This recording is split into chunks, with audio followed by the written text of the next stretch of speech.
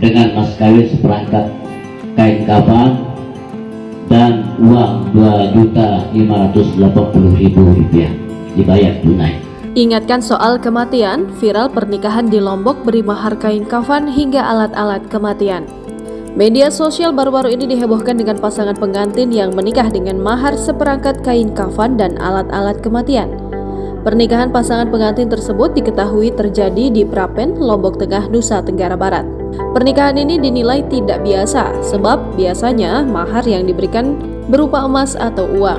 Namun baru-baru ini tengah beredar di TikTok salah satu akun @panggilaku_panda yang memperlihatkan momen pasangan pengantin di Lombok Tengah ini melangsungkan pernikahannya dengan mahar kain kafan. Tak hanya bermahar seperangkat kain kafan, pasangan tersebut juga menyertakan uang Rp2,5 juta. Sontak pasangan pengantin yang bernama HPP dan Baik Sri Ratna Wahyu Ningsih viral di media sosial lantaran mahar mereka yang dinilai unik.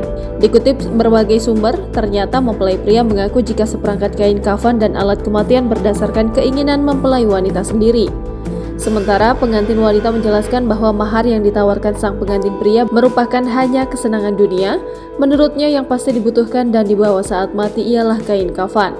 Mahar kain kafan pun diletakkan di tempat terbuka dalam rumah yang mudah dilihat orang. Hal itu dilakukan berharap agar orang yang melihat dapat selalu mengingat kematian sehingga dapat menjalani kehidupan dengan baik dan penuh rasa syukur. Saya nikahkan saudara dengan Baik Sri Ratna Wahyu Ningsih binti Haji Lalu Selamat Harta dengan mas kawin seperangkat kain kafan dan uang Rp2.580.000 dibayar tunai. Jangan lupa subscribe, share, komen, dan like ya.